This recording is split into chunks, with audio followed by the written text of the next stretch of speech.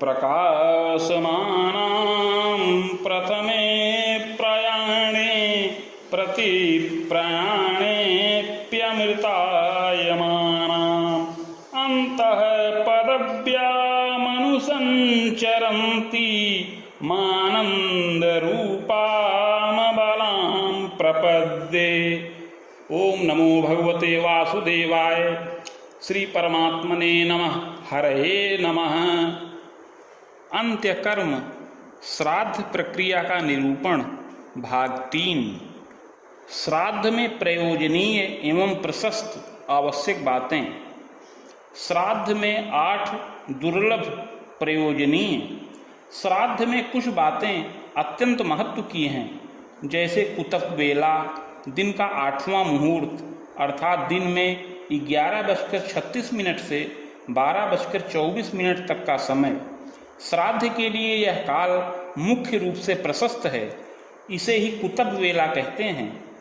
कुत्सित अर्थात पाप को संतप्त करने के कारण इसे कुतप कहा गया है। मध्याह्न काल, खड्ग पात्र अर्थात गैंडे के सींग से बना पात्र, नेपाल कंबल, चांदी, कुश, तिल, गौ और दौहित्र अर्थात कन्या का पुत्र, ये 8 भी कुतप के समान ही फलदायी होने के कारण कुतप कहलाते हैं।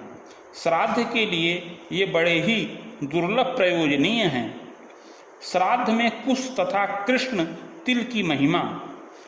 कुश तथा काला तिल ये दोनों भगवान विष्णु के शरीर से प्रादुर्भूत हुए हैं, अतः ये श्राद्ध की रक्षा करने में सर्वसमर्थ हैं, ऐसा देवगण कहते हैं। समूलाग्र हरित अर्थात जड़ से अंत तक हरे तथा गोकर्ण मात्र परिमाण के कुश श्राद्ध में उत्तम कहे गए हैं। श्राद्ध में रजत अर्थात चांदी की महिमा। श्राद्ध में पितरों के निमित्त पात्र के रूप में पलाश तथा महुआ आदि के वृक्षों के पत्तों के दोने तथा काष्ठ एवं हाथ से बनाए मिट्टी आदि के पात्रों का प्रयोग किया जा सकता है, परंतु इसके साथ ही सुवर्णमय एवं रजतमय पात्रों के प्रयोग की विधि है। मुख्य रूप से श्राद्ध में रजत अर्थात चांदी का विशेष महत्व कहा गया है। पितरों के निमित्त यदि चांदी से बने हुए या चांदी से मढ़े हुए पात्रों द्वारा श्रद्धापूर्वक जल मात्र भी प्रदान कर दिया जाए तो वह अच्छे तृप्तिकारक होता है। इसी प्रकार पितरों के लिए अर्घ्य, पिंड और भोजन के पात्र भी चांदी के ही प्रशस्त माने गए हैं। क्योंकि चांदी शिव जी के नेत्र से उद्भूत हुई है, इसलिए यह पितरों को परम प्रिय है। यहाँ तक लिखा है कि यदि चांदी का पात्र देने की सामर्थ्य न हो तो चांदी के विषय में कथोपकथन, चर्चा, दर्शन अथवा दान से कार्य संपन्न हो सकता है। श्राद्ध में अत्यंत पवित्र प्रयोजनीय। दौहित्र अर्थात कन्या का पुत्र, कुतप अर्थात दिन का 8वां मुहूर्त और तिल ये 3 तथा चांदी का दान और भगवत स्मरण ये सब श्राद्ध में अत्यंत पवित्र माने गए हैं। श्राद्ध के महत्व के 7 प्रयोजनीय। दूध, गंगा जल, मधु, तसर का कपड़ा, दौहित्र, कुतप और तिल ये 7 श्राद्ध में बड़े महत्व के प्रयोजनीय हैं। श्राद्ध में तुलसी की महिमा। तुलसी की गंध से पितृगण प्रसन्न होकर गरुड़ पर आरूढ़ हो विष्णु लोक को चले जाते हैं। तुलसी से पिंडार्चन किए जाने पर पितर लोक प्रलय पर्यंत तृप्त रहते हैं। श्राद्ध में 3 गुणों की आवश्यकता। पवित्रता, अक्रोध, अचापल्य अर्थात जल्दबाजी न करना, ये 3 प्रशंसनीय गुण हैं, अतः श्राद्धकर्ता में यह होना आवश्यक है। श्राद्ध में ग्राह्य पुष्प। श्राद्ध में मुख्य रूप से सफेद पुष्प ग्राह्य हैं। सफेद में सुगंधित पुष्प की विशेष महिमा है। मालती, जूही, चंपा प्रायः सभी सुगंधित श्वेत पुष्प, कमल तथा तुलसी और भृंगराज आदि पुष्प प्रशस्त हैं। स्मृत सार के अनुसार अगस्त्य पुष्प, भृंगराज, तुलसी, शतपत्रिका, चंपा, तिल पुष्प ये 6 पितरों को अति प्रिय होते हैं। श्राद्ध देश गया, पुष्कर, प्रयाग, कुशावर्त अर्थात हरिद्वार आदि तीर्थों में श्राद्ध की विशेष महिमा है। सामान्यतः घर में, गौशाला में, देवालय, गंगा, यमुना, नर्मदा आदि पवित्र नदियों के तट पर श्राद्ध करने का अत्यधिक महत्व है। श्राद्ध स्थान को गोबर, मिट्टी से लेपन कर शुद्ध कर लेना चाहिए। दक्षिण दिशा की ओर ढाल वाली श्राद्ध भूमि प्रशस्त मानी गई है। श्राद्ध में प्रशस्त अन्न और फलादि। ब्रह्मा जी ने पशुओं की सृष्टि करते समय सबसे पहले गौओं को रचा है, अतः श्राद्ध में उन्हीं का दूध, दही और घी काम में लेना चाहिए। जौ, धान, तिल, गेहूँ, मूंग, सांवा, सरसों का तेल, तिन्नी का चावल, कंगनी आदि से पितरों को तृप्त करना चाहिए।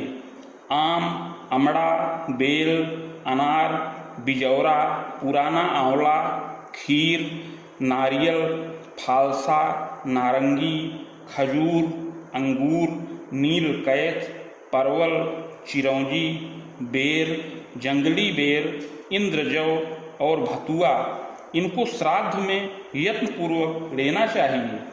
जौ, कंगनी, मूंग, गेहूं, धान, तिल, मटर, कचनार और सरसों इनका श्राद्ध में होना अच्छा है। श्राद्ध में प्रशस्त ब्राह्मण। श्राद्ध में हर किसी को भोजन कराने की विधि नहीं है। शील, शौच एवं प्रज्ञा से युक्त सदाचारी तथा संध्या वंदन एवं गायत्री मंत्र का जप करने वाले श्रोत्रिय ब्राह्मण को श्राद्ध में निमंत्रण देना चाहिए। तप, धर्म, दया, दान, सत्य ज्ञान, वेद ज्ञान, कारुण्य, विद्या, विनय तथा अस्तेय अर्थात अचौर्य आदि गुणों से युक्त ब्राह्मण इसका अधिकारी है। प्रशस्त आसन। रेशमी, नेपाली कंबल, ऊन, काष्ठ, तृण, पर्ण, कुश आदि के आसन श्रेष्ठ हैं। काष्ठासनों में भी समी, काश्मीरी, सल्ल, कदम्ब, जामुन, आम, मौलसिरी एवं वरुण के आसन श्रेष्ठ हैं। इनमें भी लोहे की कील नहीं होनी चाहिए। श्राद्ध में भोजन के समय मौन आवश्यक। श्राद्ध में भोजन के समय मौन रहना चाहिए। मांगने या प्रतिषेध करने का संकेत हाथ से ही करना चाहिए। भोजन करते समय ब्राह्मण से अन्न कैसा है यह नहीं पूछना चाहिए तथा भोजनकर्ता को भी श्राद्धान्न की प्रशंसा या निंदा नहीं करनी चाहिए। पिंड की अष्टांगता। अन्न, तिल, जल, दूध, घी, मधु, धूप और दीप ये पिंड के 8 अंग हैं। पिंड का प्रमाण। एकोदिष्ट तथा सपिंडन में कैथ अर्थात कपित्थ के फल के बराबर, मासिक तथा वार्षिक श्राद्ध में नारियल के बराबर, तीर्थ में तथा दर्श श्राद्ध में मुर्गी के अंडे के बराबर तथा गया एवं पितृपक्ष में आंवले के बराबर पिंड देना चाहिए। श्राद्ध में पात्र। सोने, चांदी, कांसे और तांबे के पात्र पूर्व उत्तमोत्तम हैं। इनके अभाव में पलाश आदि अन्य वृक्ष के पत्तल से काम लेना चाहिए, परंतु केले के पत्ते में श्राद्ध भोजन सर्वथा निषिद्ध है। साथ ही श्राद्ध में पितरों के भोजन के लिए मिट्टी के पात्र का भी निषेध है। श्राद्ध में पाद प्रक्षालन विधि। श्राद्ध में ब्राह्मणों को बैठाकर पैर धोना चाहिए। खड़े होकर पैर धोने पर पितर निराश होकर चले जाते हैं। पत्नी को दाहिनी ओर खड़ा करना चाहिए, उसे बाएं रहकर जल नहीं गिराना चाहिए, अन्यथा वह श्राद्ध आसुरी हो जाता है और पितरों को प्राप्त नहीं होता। श्राद्ध में वर्ज्य अर्थात निषिद्ध बातें। श्राद्ध में कुछ ऐसी बातें हैं जो वर्ज्य हैं अर्थात निषिद्ध हैं, उन्हें श्राद्ध के दिन नहीं करना चाहिए।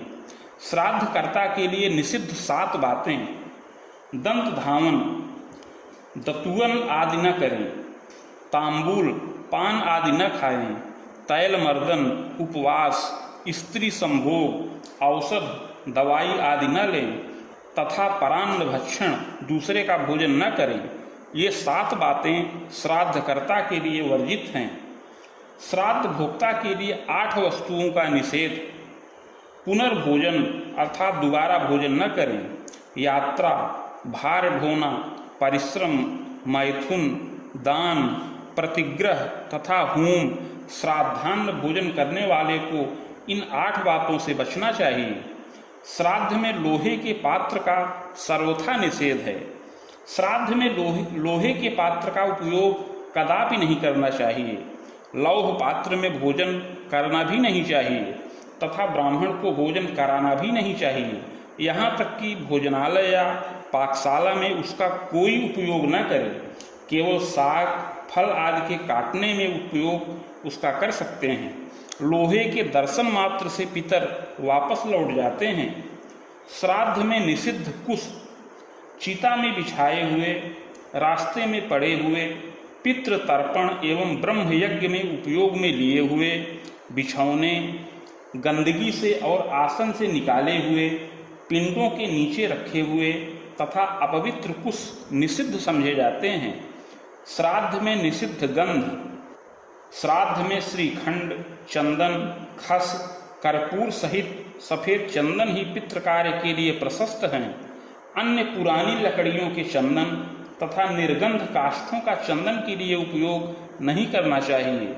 कस्तूरी, रक्त चंदन, गोरोचन, सल्लक तथा पूतिक आदि निषिद्ध हैं।